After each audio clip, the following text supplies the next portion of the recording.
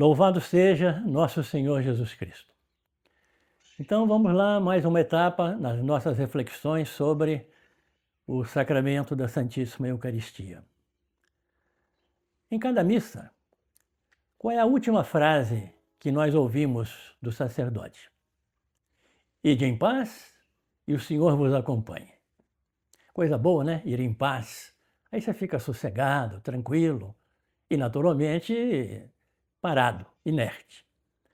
Antigamente, na missa em latim, essa última frase era ite missa est. Aliás, é daí que vem o nome da missa. A missa é chamada de missa porque encerrava-se a celebração com este imperativo, ite, ide, missa est.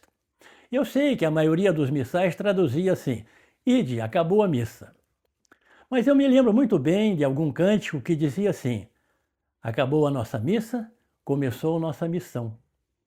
E de fato uma tradição fiel ao espírito da coisa, dessa frase ite missa est, seria isso, ide, a missão começou. Porque essa palavra missa é um plural neutro de missum e está ligada ao verbo enviar, em latim.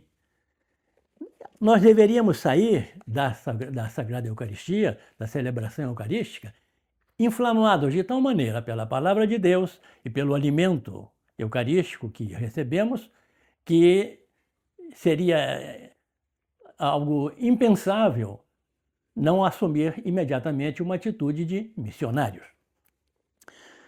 No Evangelho de São João, capítulo 6, o discurso eucarístico de Jesus, a partir do versículo 51. Jesus dizendo, eu sou o pão vivo que desci do céu. Quem comer deste pão viverá eternamente. E o pão que eu hei de dar é a minha carne para a salvação do mundo. A estas palavras, os judeus começaram a discutir, dizendo, como pode esse homem dar-nos a comer a sua carne? Então Jesus lhes disse, em verdade vos digo, se não comerdes a carne do Filho do Homem e não beberdes o seu sangue, não tereis a vida em vós mesmos. Quem come a minha carne e bebe o meu sangue, tem a vida eterna, e eu o ressuscitarei no último dia. Pois se a minha carne é verdadeiramente uma comida, e meu sangue verdadeiramente uma bebida. Quem come a minha carne e bebe o meu sangue, permanece em mim e eu nele. Jesus está se apresentando neste discurso como alimento. Ele fala de comer, de beber e fala até de mastigar, porque há momentos em que Jesus usa o verbo grego, está no texto de São João, o verbo fago, comer, mas há momentos em que o verbo usado por São João é troglo, ou seja, mastigar, acentuando então o realismo desse alimento. E mais, Jesus nos apresenta o seu corpo e o seu sangue como uma garantia de vida além da morte, ressurreição, e de permanência nele mesmo, Cristo. Uma forma de simbiose, uma vida comum. Quando, conforme São Cirilo de Jerusalém, nós nos tornamos concorpóreos e consanguíneos com Jesus. Vou continuar a leitura a partir do versículo 60. Muitos dos seus discípulos, ouvindo-o, disseram, isto é muito duro, quem o pode admitir? Sabendo Jesus que os discípulos murmuravam por isso, perguntou-lhes, isto vos escandaliza? Que será então quando virdes subir o Filho do Homem para onde ele estava antes? O Espírito é que vivifica, a carne de nada serve. As palavras que vos tenho dito são Espírito e vida. Mas há alguns entre vós que não creem, pois desde o princípio Jesus sabia quais eram os que não criam e quem o havia de trair. Ele prosseguiu, por isso eu vos disse, ninguém pode vir a mim se por meu Pai não lhe for concedido. Atenção, desde então muitos dos seus discípulos se retiraram e já não andavam com ele. Discípulos que se retiram, se distanciam de Jesus, deixam de se considerar discípulos diante desse anúncio eucarístico. Escândalo, murmuração, vão embora. Eles são discípulos demissionários. Estão se demitindo. A relação entre a recusa da Eucaristia e a demissão. É isso que nós devemos prestar atenção. Isso fica ainda mais claro se nós pegamos o Evangelho de Emaús, Evangelho de São Lucas, capítulo 24, a partir do versículo 13. Nesse mesmo dia, 2 discípulos, já Jesus ressuscitado. 2 discípulos caminhavam para uma aldeia, chamada Emaús, distante de Jerusalém, 60 estádios. Iam falando um com o outro sobre tudo o que se tinha passado. Enquanto iam conversando e discorrendo entre si, o mesmo Jesus aproximou-se deles e caminhava com eles. Mas os olhos estavam-lhes como que vendados e não o reconheceram. Perguntou-lhes então: de que estáis falando pelo caminho e por que estáis tristes? Um deles, chamado Cleofas, respondeu-lhe: és tu acaso o único forasteiro em Jerusalém que não sabe o que aconteceu estes dias? Perguntou-lhes ele: que foi? Disseram: a respeito de Jesus de Nazaré. Era um profeta poderoso em obras e palavras diante de Deus e diante de todo o povo. Os nossos sacerdotes e os nossos magistrados o entregaram para ser condenado à morte e o crucificaram. Nós esperávamos que fosse ele quem havia de restaurar Israel. E agora, além de tudo isso, é hoje o 3º dia que estas coisas aconteceram. É verdade que algumas mulheres dentre nós nos alarmaram. Elas foram ao sepulcro antes do nascer do sol. E não tendo achado o seu corpo, voltaram, dizendo que tinham tido uma visão de anjos, os quais asseguravam que está vivo. Se nós lemos com atenção esta narrativa de Emaús, nós percebemos que esses 2 discípulos estão se afastando de Jerusalém, descendo da montanha, onde tudo é difícil, para a planície, onde as coisas são mais fáceis. Eles também são 2 demissionários. Cristo morreu, grande desilusão, sonhos de grandeza que talvez algum deles tenha tido, como a gente lê em Atos 1. É agora, Senhor, que o Senhor vai instaurar o reino como nos tempos de Salomão. E aí, desanimados e desiludidos, eles estão voltando à vida velha. Quem sabe eram agricultores e voltavam à sua planície para voltar a plantar, a semear trigo e não o evangelho. Os verbos todos no imperfeito. Um contraste entre passado e presente. Antes esperavam, tinham muita esperança, e agora estão desesperados. O desânimo é tal que nem mesmo o anúncio feito pelas mulheres conseguiu reanimá-los. Talvez até algum preconceito em relação às mulheres. Falação, coisa de mulher. O fato é que eles não viram. Continuando a mesma narrativa de São Lucas, capítulo 24, a partir do versículo 24, alguns dos nossos foram ao sepulcro e acharam assim como as mulheres tinham dito, mas a ele mesmo não viram. Jesus lhes disse: ó gente sem inteligência, como sois tardos de coração para crerdes tudo o que anunciaram os profetas? Porventura não era necessário que Cristo sofresse estas coisas e assim entrasse na sua glória? E começando por Moisés, percorrendo todos os profetas, explicava-lhes o que dele se achava dito em todas as Escrituras. O que é que nós temos nessa passagem? Sem dúvida, uma liturgia da palavra, e da palavra viva, porque é o próprio Cristo, Jesus Cristo, que está falando. Como em toda missa, temos a liturgia da palavra com textos às vezes do Antigo Testamento, da Torá judaica, dos profetas, né? Exatamente aqueles textos que falavam das promessas do futuro Messias. E nesta caminhada iluminada pela palavra de Deus, aliás, a palavra Torá em hebraico está ligada ao verbo iluminar. A Torá é uma iluminação. Jesus agora está iluminando os preconceitos, as expectativas falsas, toda essa incompreensão que motiva o desânimo e a demissão do missionário. Aquilo que eles não veem e eles não reconhecem, Jesus agora vem iluminar. Continuamos a narrativa dos discípulos de Emaús. Agora no versículo 28.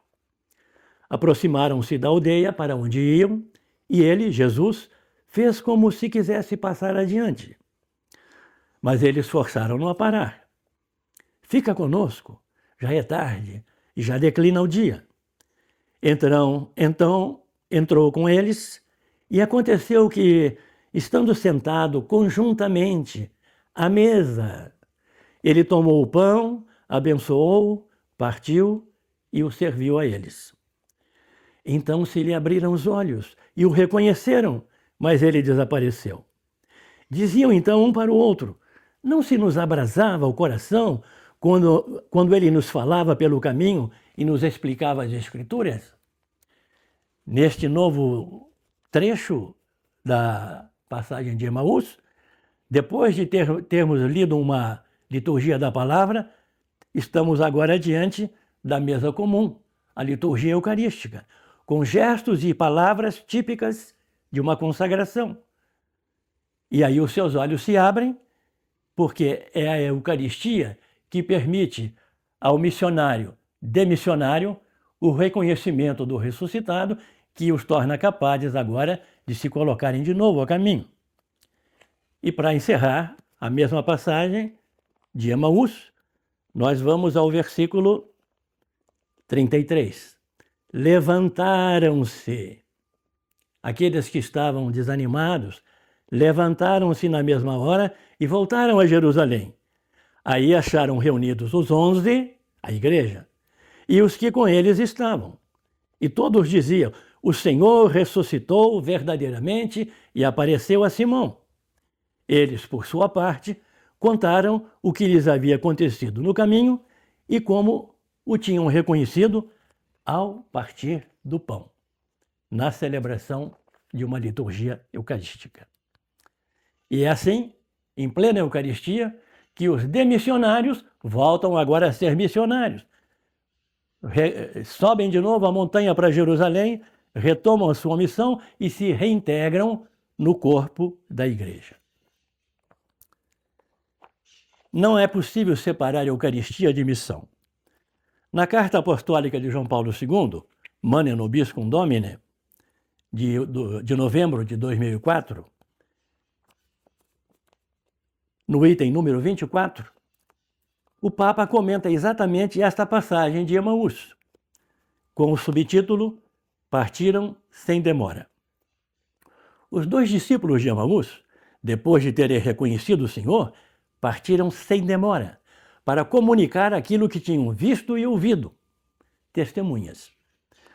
Quando se fez, escreve o Papa, quando se fez uma verdadeira experiência do ressuscitado, nutrindo-se do seu corpo e do seu sangue, não se pode ter apenas para si a alegria aprovada.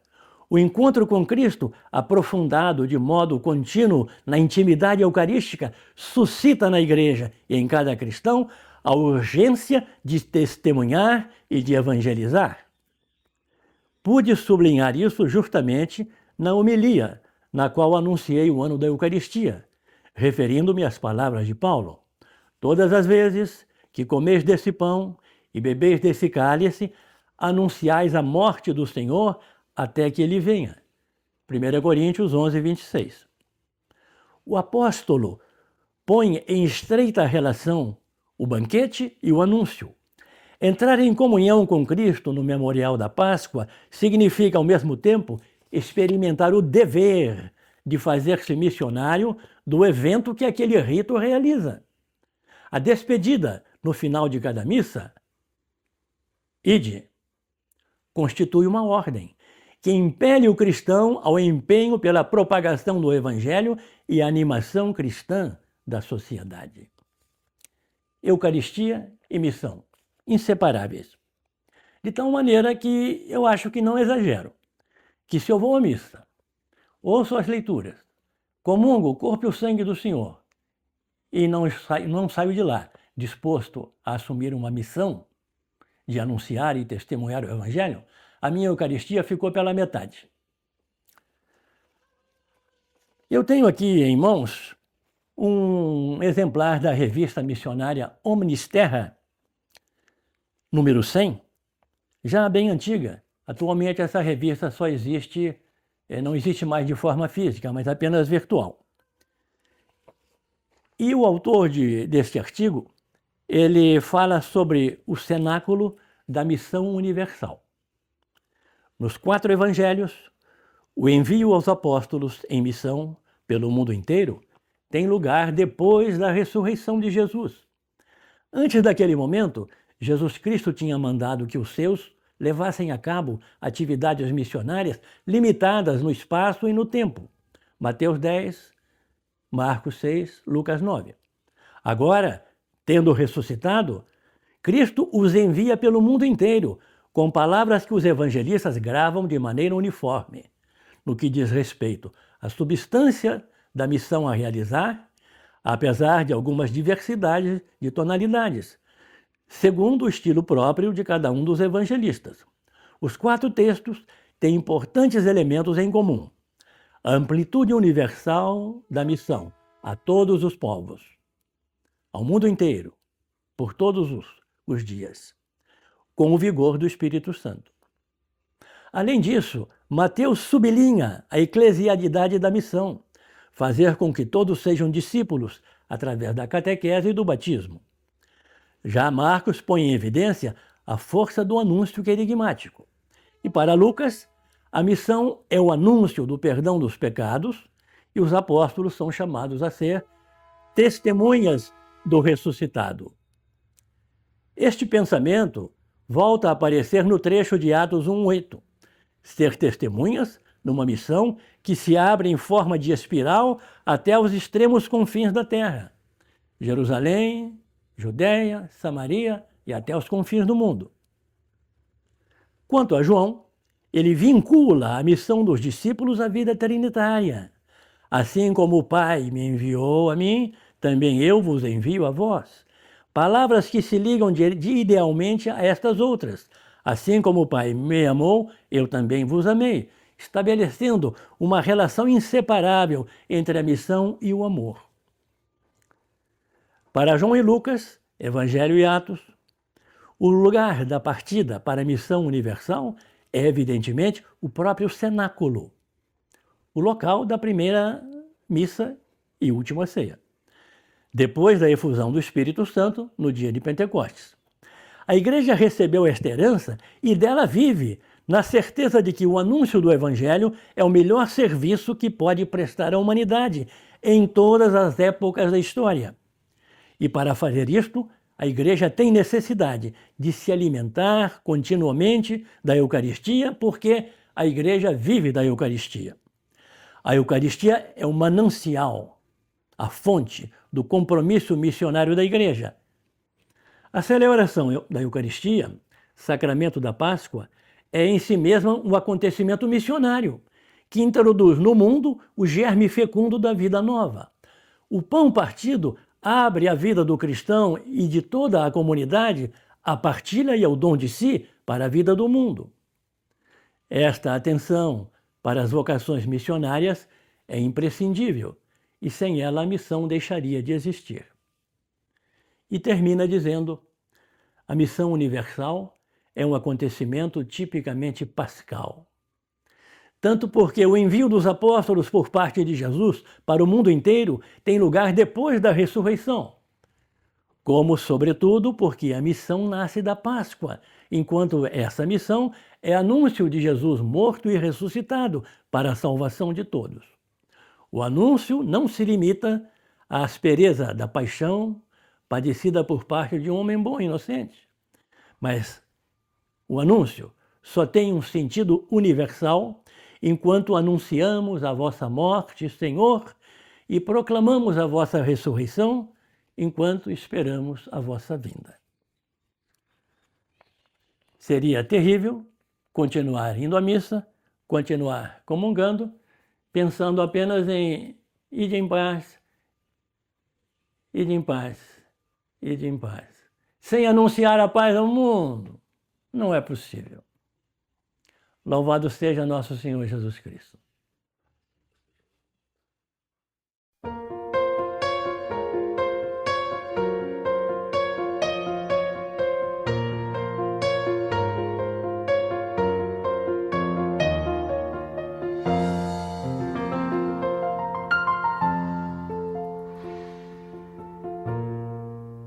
Este é meu corpo, pão e alimento. Quem dele come não mais morrerá. Este é meu sangue, vinho ao sedento. Meu testamento celebrará. Esta é a vontade do Pai que me enviou. Não deixe perecer aqueles que me entregou. Quem de meu sangue bebe e de minha carne come, morte não há que o tome da vida do amor.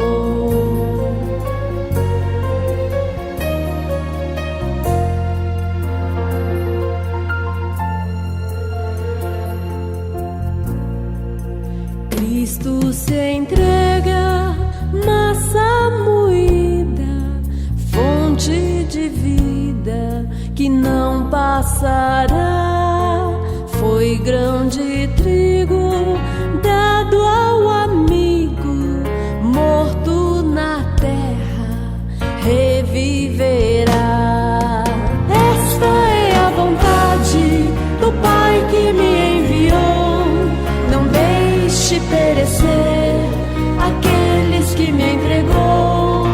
Quem de meu sangue bebe e de minha carne come, morte não há que o tome da vida do amor.